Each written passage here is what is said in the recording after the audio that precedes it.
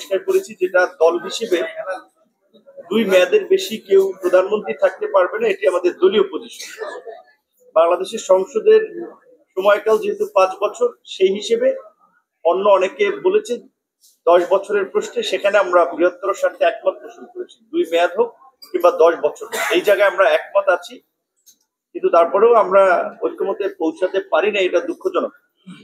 সকলেরই মনে রাখা দরকার যে একটা গণঅভ্যুত্থান পরবর্তী পরিস্থিতিতে আমরা আজকের এই আলোচনাগুলো করছি, এবং ভবিষ্যতে যেন কেউ ক্ষমতা থেকে স্বৈরতান্ত্রিক হয়ে উঠতে না পারে, সেই কারণেই কিন্তু আমরা রাষ্ট্র কাঠামোর সংস্কার সহ প্রধানমন্ত্রী, রাষ্ট্রপতি বা গুরুত্বপূর্ণ বিষয়গুলোর পদের ক্ষমতার ভারসাম্য নিয়ে কথা বলছি। রাষ্ট্রপতির নির্বাচন নিয়েও গতদিন আলোচনা হয়েছে, আপনারা জেনেছেন, সেখানেও ঐক্যমতে পৌঁছানো যায় নাই। আজকে বাংলাদেশে আরো একটি গুরুত্বপূর্ণ বিষয়, যেটা এই মুহূর্তে অনেকদিন ধরে আলোচনা হয়েছে, এবং এই আন্দোলনের আমি মনে করি ম্যান্ডেট গণ অভ্যুত্থানের তো একটা সংবিধান পরিবর্তন করা বা সংশোধন করা। সেই সংবিধান সংশোধন কমিটি কিন্তু বিভিন্ন রাজনৈতিক দলের সাথে আলাপ আলোচনা করে মতামত নিয়ে তারা একটা খসড়া নিয়ে আলোচনা করছে। আমাদের দলের পজিশন ছিল যে সাম্য, মানবিক মর্যাদা, সামাজিক সুবিচারের পাশাপাশি গণতন্ত্র এবং ধর্মীয় সম্প্রীতিকে ইনক্লুড করা, যেহেতু ধর্ম নিরপেক্ষতা কিংবা ধর্মীয় স্বাধীনতা এগুলো নিয়ে নানান ধরনের একটা মতানৈক্য তৈরি হচ্ছে, সেখানে আমরা ধর্মীয় সম্প্রীতির কথা আমাদের দলের জায়গা থেকে বলেছি।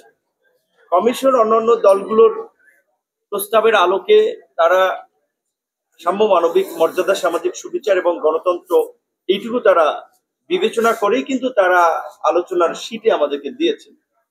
এখানে আজকে আলোচনায় পৌঁছানো যায়নি শেষ পর্যন্ত। সেখানে অনেকে বলার চেষ্টা করেছেন যে এটা পার্লামেন্টের যারা আপনার বিজয়ী দল বা যারা সরকার গঠন করবে তারা পার্লামেন্ট এসে ঠিক করবে। যেখানে একটা গণঅভ্যুত্থান পরবর্তী পুরো রাষ্ট্রযন্ত্রের সংস্কার নিয়ে আমরা আলাপ করছি, যদি পার্লামেন্টের উপরে আমরা ছেড়ে দিতাম তাহলে তো আজকে আলোচনার প্রয়োজন হতো না।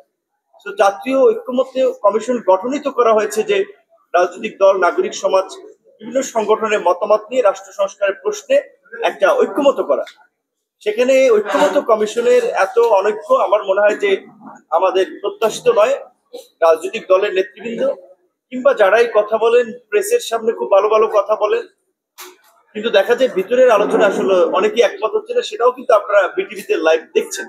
তো আমাদের প্রত্যাশা থাকবে যে যেহেতু 2 দিনের গ্যাপ নিয়ে আবার বুধবারে আলোচনাটা শুরু হচ্ছে এবং বেশ কয়েকটি বিষয় ঝুলে আছে, এনসিসি, দ্বিকক্ষ বিশিষ্ট পার্লামেন্ট, রাষ্ট্রপতি নির্বাচনের প্রক্রিয়া, প্রধানমন্ত্রীর মেয়াদ এবং সংসদে নারীর প্রতিনিধিত্ব, এই প্রায় 5-6টা বিষয় ঝুলে আছে, যেগুলো আলোচনা হয়েছে দফায় দফায়, একমতে পৌঁছানো যায়নি। তো আমাদের প্রত্যাশা থাকবে যে রাজনৈতিক দলগুলো যার যার দলের জায়গা থেকে আলোচনা করে দলের একটা ক্লারিফিকেশন নিয়ে আসবে।